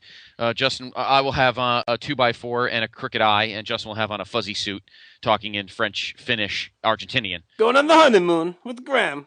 Tough guy! So, have a good time, broham. We'll talk to you soon. But he does open up the. We have to have him back on anyway. Well, I want to get his comments on how this year's NWA Legends Fan Fest was back in August. We kept meaning to have him on, but we've gotten so busy. We have to get him on again. All right, and he opens our feedback. Graham from the History of WWE here. Enjoy the build-up, but the show fell flat. A count-out for HBK vs. Perfect? Are you serious, bro? We're in the broham. I saw them live twice that summer, and they tore the house down, but this pay-per-view match is completely forgettable. Take a look at their match on Coliseum Video's World Tour 91 from Road to WrestleMania 7, match, of course, you talked about. Even that was a lot more fun. Razor DiBiase and Steiner's bodies were the best matches of the night, in my opinion. If I could build a time machine, I'd fix the main event to be Hogan-Brett. Yeah, we didn't talk about that either. That was... Oh, actually, we talked about a King of the Ring, I guess. That was the rumored match for the show was Brett. Right. And Brett had said that's what he had been told. Right. That was going to be him and Hogan for the title here. So. Right. Jason Greenhouse. Lots of debuts at the show, including Ludwig Borga, 123 Kid, Heavenly Bodies, and Jerry Lawler, who makes his pay-per-view singles debut. Bret Hart once again proved why he's the best there is, was, and ever will be. HBK and Perfect are supposed to steal the show. Well, that didn't quite happen. The chemistry just was not there. Sad to see Ted DiBiase have to retire soon after the show. I believe he'd been in every pay-per-view since WrestleMania 4 prior to this show. Thank God this was the end of Undertaker-Giant Gonzalez feud. The Steiners and Heavenly Bodies had one hell of a tag team match. Now into the most overhyped main event in pay-per-view history. Since when did someone winning by countout call for a post-match celebration with balloons and confetti? Alexa Express is one of the biggest jokes in WWE history. Even as a 13-year-old kid, I didn't buy into that crap. Eric Caffiero. All I remember from this crappy show was that horrible Lex Luger music video, I Will Be Your Hero. No, thank you. My PIC disagrees. This was the time I really started I liked the video. Oh, okay. The video was pretty hard. Oh, by the way, one of the highlights to me is Joe Fowler interviewing the bus driver before the match. That was pretty good. Kind of weird. They didn't really have Pentgill working the show. I guess they were going to have Fowler be the backstage guy. I wonder if, I don't know, maybe Vince had a deal with Fowler's agent or something? I don't know. Very weird. This was the time, Eric Caffiero says, I really started to get into WCW. It was so much better at this time. And really it was. Because don't forget, my friend, at this time, we had the Smoking Guns, the Steiners, and the Heavenly Bodies here. You know who was tearing the house down in WCW at this time? The Heavenly Bodies. I mean, the Hollywood Blondes. They were your Heavenly Bodies, yes. I think we know the Jason Greenhouse picture. Of course, the Hollywood Blondes. You know, we did not mention either at King of the Ring was Mean Gene's final appearance. Yes. No, well, he does the updates here. Didn't we have this whole discussion? I cannot remember. He was at the he did the voiceovers. Yeah, this was his last taste of WWE. Yeah, he did the voiceover for this. He did the voiceover. This is his last part. King of the Ring was the last time he was on televised pay-per-view though. Right. For a while. Yes. So, and then he goes to WCW in early '94. Right. So a sad ending there for Mean Gene as well. One of the greats, but again, Mean Gene was a sign of the old guard of the Federation years, and I think Vince felt it was time to kind of, pare that down a bit. So, Gene says that he could have renegotiated a new contract, but he was never actually offered one, so that's why he left for WCW. Oh, okay. Yeah, I think there's definitely Vince trying to kind of clean things up, make the product look a little younger. Okay, so Gene's gone. Farewell, Gene. Yes. Mike Wilkinson. I watched this pay-per-view for the first time when I knew it was coming up, and I remember why I didn't watch this shit fest. This pay-per-view's not really that good. The Razor DiBiase match is a good opener. Steiner's Bodies is only good because it was in Detroit. Otherwise, the energy would not have been there. I think the HBK Perfect match is actually better than you guys graded it as. Psychology was there and they cut a good pace. I didn't understand why Heenan kept saying Perfect was HBK's mentor. Yeah, that was weird too. Perfect table shot on Nash after the match is classic. Bret Hart is in a cluster F of an angle, and I remember why I was watching WCW during this time, is I never liked the Bret Lawler stuff, but he turned chicken shit into chicken salad. Owens' brown pants are awesome. Psych. El Guiante actually means poorly worked match in French, but why did they waste Macho with the announcer bit? That's right, we didn't talk about that either. He just hosts the show at the beginning. He's not actually... He did the same thing at the other... Okay, I had a feeling he was, because I was always curious to why he wasn't on this card, but yeah, that's right. He did the same thing. He would do the same thing the following year as well. Yeah, he's the Grand Marshal, or the fuck he is. He doesn't announce or do anything else. And then he comes and celebrates at the end. Yes. Luger Yoga match is decent, but you guys are right that Luger lost his heat here. I think they should have done a short title reign with Luger and then do the no rematch angle for Luger to lose the title back to Yoko. Subpar SummerSlam, worst one thus far. El Guiante means, it's not a poorly worked match. It means I'll kill you and finish. Fucking Finland. Jay Hinchy. It's been a while since I've seen SummerSlam 1993, but it's still fresh in my mind, and I always like reviewing it on the History of WWE site during SummerSlam time. The Yoko Luger match wasn't bad, and the build was fine. I thought Luger was going to win the way they were hyping it, but it ends in a countout. I think Lex should have gotten at least a short title run here. The two matches Bret has with King and Doink are solid, especially the Doink one, and as a kid I wanted Hitman to just murder King that night. The Razor DiBiase and tag title matches are probably the show stealers here. HBK Perfect was pretty good, although another countout kind of hurts it. Do you guys know why that feud didn't continue? Poor Undertaker being thrown into that feud with El Gigante or Giant Gonzalez, but Taker did his best to make it work, and of course Vince and Heenan are good on commentary as usual. They had things planned for Shawn. I think they were trying to transition him with Razor Ramon, and then they were going to obviously do, like I said, Diesel and Mr. Perfect were being lined up for a feud. So yes, and then of course something happens with Shawn that totally throws everything into a wrench into the mix. Yeah, we'll talk about that. I think they just didn't see Perfect, unfortunately, for some reason, as any kind of title player. I don't know why, but yeah, I don't either. Jeremy Nichols. Not even Bret against Doink and Lawler could save this turd of a show. Yeah, she typed turd. That's funny. Dave Hall, a show that looked good on paper but just seemed to not deliver how it could have. Razor turns face and puts on a decent match with DiBiase in his last match. You will be missed, Ted. HBK and Perfect just didn't seem to click for some reason, and again, Perfect begins to be transitioned into someone else, our new friend, Diesel. IRS and the Kid was average. The Steiners and Bodies put on a solid but not outstanding match. Interesting that this match was voted PWI Match of the Year. Was it really? I thought Sean and Marty was. Yeah, I thought it was too. Yeah, that's interesting. Brett and Doink, and then Jerry was good storytelling. And although he got DQ'd, Brett got his revenge. I always loved the Brett Lawler angle, and the Doink curveball was well done at this card. Poor Undertaker has to have a rematch with Gonzalez. Why couldn't he have had a match with Mr. Hughes instead? It would have been 2 million times more enjoyable. Never! Then we have the Yoko Luger Snorefest with Luger over-celebrating the countout. Surely the crowd could not have reacted well to that. Luger just looked like an idiot celebrating a win with no belt and no rematch. All right, I'll read the next two. Why don't you have a link that has the PWI awards somewhere? I do. All right, why don't you pull that up? I'll read the next. I'll read The Master of the Apostrophe, J. Arsenio, and then I'll read Corey Ferrera's novel. Okay. So J.A. D'Amato, the most thrilling ending in SummerSlam history. Not so much. And Corey Ferrera, who may need a... what are the alternate names for authors? Not stage name, but... ghost names or pseudonyms or... Basically what I'm trying to say is he should be an author because he writes books. Yes. After the great show King of the Ring, with SummerSlam could not follow up. With a big push for the WWF title match could WWF make Lex Luger a top main event babyface. First match and last match for Ted DiBiase. Razor and Ted have had one of the better matches of the show. Ted puts Razor over, and Razor's push continues. Second match, the Hometown Boys, the Steiners retaining against the Heavenly Bodies. Good booking choice. Had the Faces and Hometown team retain what may be the second best match of the show. IC title HBK faces Mr. Perfect in a match that screams classic, but this is not so much one. Ended on a count out, really, WWF, really. Other than the match is not too special considering the work is involved. IRS beats 1-2-3 Kid, bit of a weird booking decision seeing how strong Kid was being booked in the summer of 93.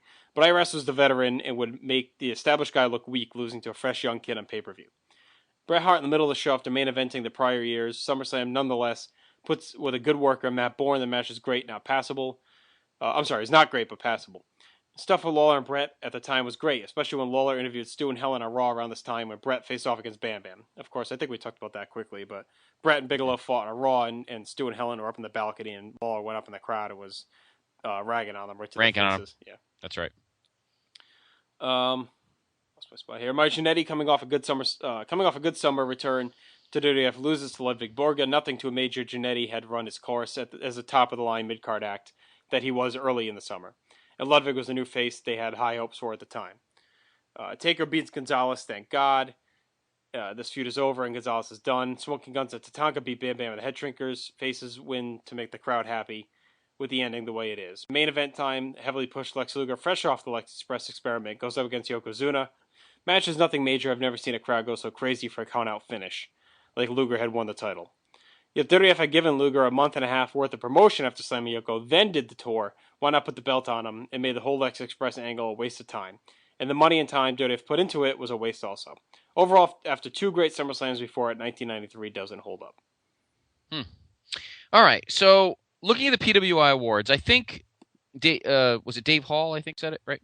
Yeah. I think he might be a little confused. According to my source here, the 1993 match, PWI Match of the Year, was indeed Shawn and Marty. Yep.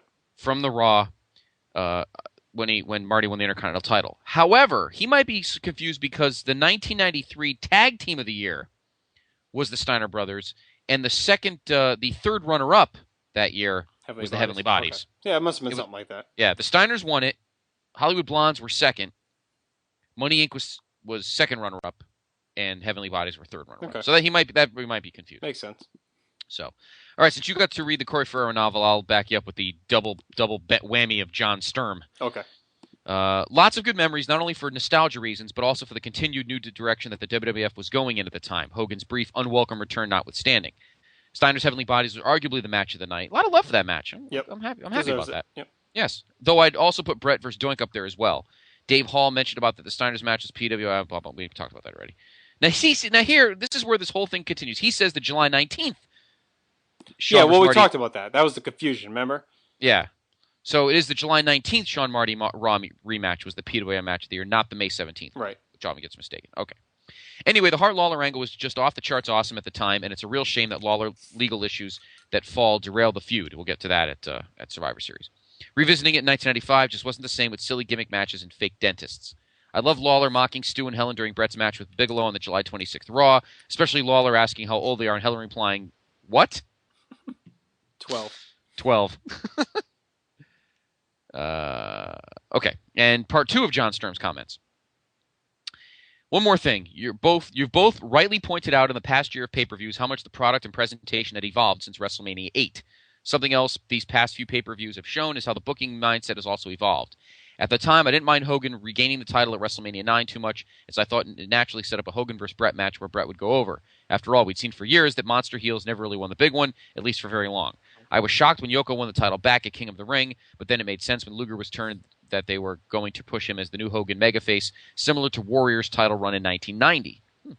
Luger not winning the title here really continued the new trend of unpredictability in the WWF, which I felt and still feel was a very welcome change from the routine we'd known during the Hogan years. I agree. Yoko is the first dominant heel champ we've had in a long time. Yes. A lot of people look down on 1993 in the WWF, but these changes, combined with the emergence of Monday Night Raw, the co-promotion with the USWA and Smoky Mountain, Brett and Shawn's continued push, and new younger stars debuting, really made this an exciting year. Okay. Thank Austin you, Pfaff! Despite my liking for this year, the SummerSlam is just there for me. Nothing terrible, but nothing too memorable. Rememberable. DiBiase had a good match on his way out of in-ring competition. Sean Perfect put on a good match that should have had a better ending. The continuing saga between Brett and Lawler was still going strong, but this is Doink's shining moment, showing that at least this Doink could wrestle. Glad Luger did not win the title. I've heard conflicting results that Luger couldn't control his mouth when it came to alcohol, and thank God for that. I'm very happy that Austin Pfaff has come up with the Place to Be Nation word of the night, rememberable. Yes. Very good. That's kind of like you trying to say, what's the word you can never get right? I think El Giante can say it right. There's a word that you never can get right. Antithesis. Antithesis, yeah. Antithesis is very rememberable. All right, Brian Samick. SummerSlam, like the rest of 1993, sucked. Overall, it was terrible, but there was a good spot. The Steiners' Heavenly Bodies tag title match was really good, as was their matches in Smoky Mountain. These two teams had really good chemistry, in my opinion, and I enjoyed watching them work. That is true. That's one thing we did mention. The Steiners would go down to Smoky Mountain occasionally during this run and actually work with these guys. So that's, I think, what made this match even better. HBK Perfect was way too overhyped to ever have a chance, but the match was a disappointment anyway. I've heard others say these two had no chemistry, but I disagree there. They had an amazing IC title match for Perfect's belt on the WrestleMania 7 build-up show. I'm glad that other people remember that match besides you and I. It's a very good match. The rest of the show blew. The main event should have been Bret Hart vs. Yoko for the title, with Lawler costing Bret the title somehow. They should have been working on this match from King of the Ring all the way through here instead of the Lex Express, which sucked big time. The Lawler feud could have been built just as well, with them really taking off after this match, leading to Survivor Series, and also getting Lex involved with Yoko over the fall, leading to a Survivor Series match for the title. Ludwig Borga looked to have big things ahead until his injury derailed him. Why didn't he ever return after that? I've always been curious about that. Well, my PIC will let you know about that a few shows from now. Because again, there's a lot of things going on with him over the next 5 months. Finally, although the WWF was really bad in 1993, the stuff they were doing with USWA, the heel McMahon Brett, Owen healing it in Memphis versus Lawler, other feuds, was really good. Check it out if you can. Yep. Jared Incel. After a brilliant King of the Ring, WWF follows it up with a lackluster SummerSlam. With the departure of Hulk Hogan, Vince and his booking committee were adamant about finding an heir to Lucius Maximus. Regardless of Bret Hart's main event performance at King of the Ring and the fact that he was more over than anyone else on the roster, Vince overlooked him for Lex Luger, a.k.a. Egotist Prickus. Consequently, WWF would shove this guy down our throats for the next 9 months. Luger's sudden face turn made no sense. In a matter of about a week, he goes from a conceited heel who blindsides people with a steel plate in his forearm to an all-American hero going around the country kissing babies. It was so shallow, and it's not even really all that surprising that Luger was never generally over with the fans in the same way Bret was. As a babyface, the guy couldn't string 2 sentences together to cut a decent promo and came off as a complete ass clap. As for the SummerSlam 93 event, it's just kind of there. It's not great, but it's certainly not terrible. HBK Perfect is expected to deliver and really didn't.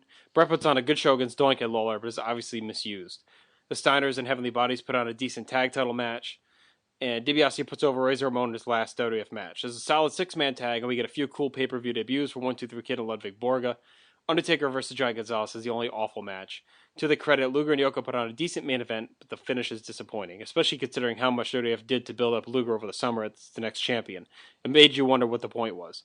After spending so much TV time shoving egotist Prickus down the fans' throats, Luger defeats Yokozuna via countout and celebrates like he won the world title. What an ass clown.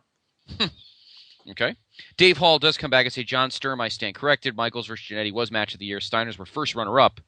I don't have the runner-ups of that award. I just have the winners. Okay. Still shows that there was not a lot to the year, though when these two were the top matches of the year, according to PWI. Okay. I will, since you had to read that long one, I'll take our pal here.